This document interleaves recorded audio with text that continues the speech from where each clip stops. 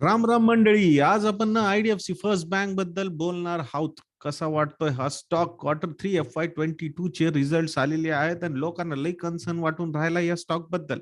लोक म्हणतायत retail losses लई वाढून राहिले या बँकेचे.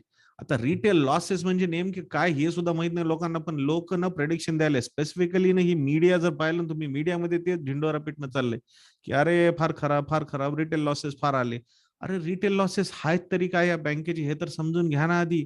अरे बाबा, 2-3 वर्षांपूर्वी ही बँक मर्ज झाली. आयडीएफसी बँक आणि कॅपिटल फर्स्ट मर्ज झाले. त्यावेळेस जास्त ब्रांचेस नव्हत्या बँककडे. मग आता बँकेने नवीन नवीन ब्रांचेस ओपन करायला सुरू केलेले आहेत. आता या ज्यावेळेस नवीन ब्रांचेस ओपन करावं लागतात ना, तर कॉस्ट लई असती आणि या बँका प्रॉफिटेबल व्हायला थोडासा वेळ घेतात. 200 ते 600 बँक यांनी केलेल्या आहेत मागच्या 3 ते 4 वर्षांमध्ये. अरे काहीतरी क्रेडिट द्यायला पाहिजे ना भाऊ ह्यांना. जबरदस्त काम केलेलं नाही यांनी मागच्या 3 वर्षांमध्ये. आणि आता या बँकांचे ज्यावेळेस इनिशियल सेटअप करावं लागतं त्यावेळेस त्यांना जास्त कॉस्ट लागते आणि शेवटी ते प्रॉफिट अँड लॉस मध्ये जातं. सो बँकेच्या लोन्स मध्ये लॉसेस नाही आहेत. हे बँकेच्या ओव्हरऑल लायबिलिटीज, मतलब हे लायबिलिटीजची फ्रँचाईज जे म्हणतात ना, की करंट अकाउंट सेव्हिंग अकाउंट मध्ये जे पैसे रेज करायचे असतात आपल्याला, त्याच्यासाठी ह्यांना ब्रांच पाहिजे. म्हणजे कॅपिटल एकदा आलं यांच्याकडे, मग हे लोन वगैरे देऊ शकतात ना डिपॉझिट्स आल्यावर. हे सगळा प्लॅन असतो. तर तिथं त्यांचे लॉसेस आहेत आणि हे येणार वेळेमध्ये ना सगळं ठीक होऊन जाईल. Don't worry about that. आता आपण थोडंसं नंबर्सवर कॉन्सन्ट्रेट करू बँकेच्या. सो कोर ऑपरेटिंग प्रॉफिट म्हणजे कोर बँकिंग मधून जो आलेला प्रॉफिट आहे बँकेला, तो आहे 745 कोटी रुपयांचा. किती? 745 कोटी. इयर ऑन इयर म्हणजे मागच्या वर्षीच्या पेक्षा या वर्षी तिची जी ग्रोथ आहे ना, 54% ग्रोथ झालेली आहे दोस्तांनो इथं.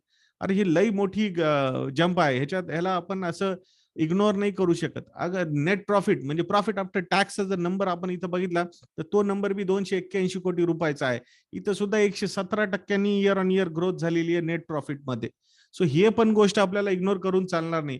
जे काही ह्यांच्याकडे लेगसी लोन्स, लेगसी म्हणजे हे जे आयडीएफसी बँक आणि कॅपिटल फर्स्ट ज्यावेळेस मर्ज झाले होते, त्यावेळेस जे लेगसी लोन्स म्हणजे IDFC bank was involved in कशामध्ये, इन्फ्रास्ट्रक्चर लोन्स मध्ये लई पैसे द्यायचे, लई पैसे वाटायचे ते. आणि तिथं मेन प्रॉब्लेम झाला. तर ती सगळे जे आधीचे पाप होते ते धूत धूत धूत धूत ते आता आलेले आहेत आणि आता प्रॉफिटेबल झालेले आहेत. 281 कोटी रुपयाचं प्रॉफिट दिलेलं आहे. नेट इंटरेस्ट इन्कम म्हणजे 2580 कोटी रुपयाचं नेट इंटरेस्ट इन्कम आहे. आता काय असतं हे नेट इंटरेस्ट इन्कम? आता बँकेकडे पैसे कुठून येतात? बँक कोणाकडून तरी डिपॉझिट्स घेतं. ही डिपॉझिट्स घेण्यासाठी त्यांना काहीतरी इंटरेस्ट द्यावा लागतो आणि ज्यांना ते लोन देतात त्यांच्याकडून त्यांना इंटरेस्ट येतं. तर हे जे इंटरेस्ट आलेला आहे आणि हे जे इंटरेस्ट गेलेला आहे, ह्याच्यामधला जो डिफरन्स असतो, जो पॉझिटिव्ह असायला पाहिजे, जो इथं आहे 2580 कोटी रुपयाचा, 36% नेट इंटरेस्ट इन्कमचा ग्रोथ आहे इथं आपल्याला बँकेकडे.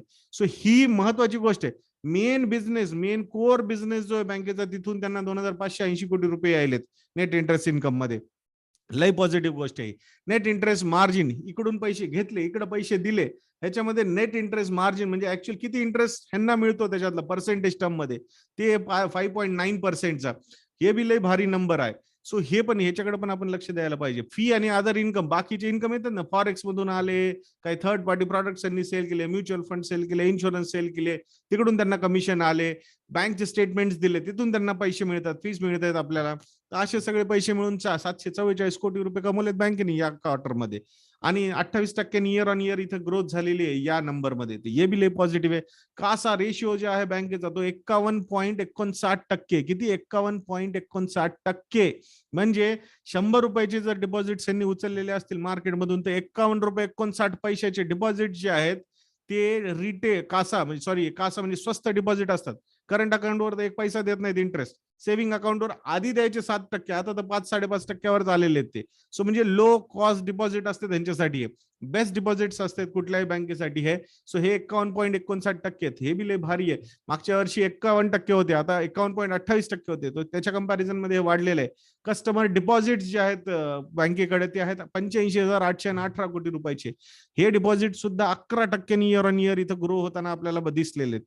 फंडेड ऍसेट्स हे आहेत 1.22 लाख करोड रुपीज, 1,22,000 कोटी रुपयांचे फंडेड ऍसेट्स आहेत. म्हणजे ह्यांनी फायनली आपली जी बॅलन्स शीट आहे ना ती इम्प्रूव्ह करायला सुरू केलेली आहे. आधी काय होतं, ज्यावेळेस मर्जर झालं त्यावेळेस सुद्धा 1 लाख कोटी रुपये होते यांची टोटल लोन्स. आता त्याच्यामधले 70% म्हणजे 70,000 कोटी किंवा 65,000 कोटी जे लोन्स होते ते corporate loans, infrastructure loans, legacy loans, जे खरा म्हणजे टिपिकली जिथे एनपीए क्रिएट होऊ शकतात असे लोन्स होते. आणि राहिलेले 35,000 कोटी जे होते ते कॅपिटल फर्स्ट कडून आले होते. आता हे कॅपिटल फर्स्ट कडून आलेले 35,000 कोटी हे रिटेल लोन बुक होत आहे. ही त्यांची स्ट्रेंथ आहे. वैद्यनाथनची माहिती आहेत ना तुम्हाला, जे बँकेला मॅनेज करतात, त्यांची स्ट्रेंथ आहे रिटेल लोन्स मॅनेज करणं. आता हे लोन्स त्यांनी वाढवायला सुरू केलेले.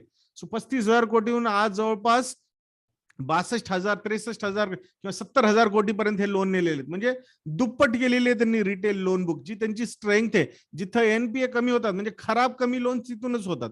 तर हे पण लई भारी बँकेने इथे डेव्हलप केलेले आहे. रिटेल मिक्स म्हणजे टोटल लोन्स पैकी 62% लोन्स जे आहेत ना ते रिटेल लोन्स आहेत, म्हणजे रिस्क या लोन्स बरोबर कमी असते. हे सुद्धा नंबर 28% ग्रो झालेला आहे इयर ऑन इयर. आता जर होम लोनची ग्रोथ जर आपण पाहिली, होम लोन्स मध्ये 44% एक्स्ट्रा लोन म्हणजे कम्पेअर टू लास्ट इयर 44%ची ग्रोथ इथं होम लोन डिस्बर्सल मध्ये झालेली आहे. हे बी लय भारी आहे. म्हणजे अल्टिमेटली सेफेस्ट लोन्स असतात की भाई तुमचं घर आहे, घरासाठी दिलेलं आहे ना, म्हणजे घर ऑटोमॅटिकली गहाण होऊन जातं जोपर्यंत लोन आहे. सो सिक्युरिटी लई झाली ना बँकेला, काहीच प्रॉब्लेम नाही. आता आपण नंबर्स बघू, gross NPA, net NPA. So gross NPA चे नंबर्स पण आता खाली यायला सुरू झालेले आहेत. 3.96% वर आलेले आहेत. लास्ट इयर सेम क्वार्टर 4.27% होते. नेट एनपीए 1.74% वर आहेत यावेळेस. लास्ट इयर सेम क्वार्टर 2.09% होते. म्हणजे कंट्रोल येतोय. त्यांनी जे लोन्सचे प्रॉब्लेम्स होते हळूहळू सॉल्व्ह करायला सुरू केलेले आहेत. प्रोव्हिजन कव्हरेज रेशिओ जो आहे 57% आहे. म्हणजे हे जे खराब लोन्स असतात त्यासाठी त्यांना पैसे प्रोव्हाइड करावे लागतात. कुठून करतात? त्यांचे जे ऑपरेटिंग प्रॉफिट असतात तिकडून ते पैसे प्रोव्हाइड केले जातात. तसे 57% लोन्स त्यांनी कव्हर करून ठेवलेले आहेत. कॅपिटल ॲडिक्वसी रेशिओ किती आहे बँकेचा? म्हणजे हा जो असतो कॅपिटल असतो सेफगार्ड केलेला कॅपिटल असतो आणि लॉंग टर्म कमिटमेंट वाला कॅपिटल असतं, तर ते 15.38% आहे. आता हे कम्पेअर टू कोटक बँक किंवा एचडीएफसी बँक कमी आहे, 4-5-6% कमी आहे. तर हे नंबर मात्र यांनी वाढवायला पाहिजे असं वाटतंय. दोन ऑप्शन आहे त्यांच्याकडे. एक तर हे अर्निंग जे प्रॉफिट असतात ते रिटेन करून तो नंबर वाढवू शकतात, किंवा मार्केटमध्ये जाऊन परत पैसे उचलू शकतात आणि कॅपिटल ॲडिक्वसी रेशिओ आपला इम्प्रूव्ह करू शकतात. तो पण एक त्यांच्याकडे ऑप्शन आहे. आणि लिक्विडिटी कव्हरेज रेशिओ जर आपण पाहिला तर तो 149% आहे. आरबीआय मध्ये 100% असायला पाहिजे.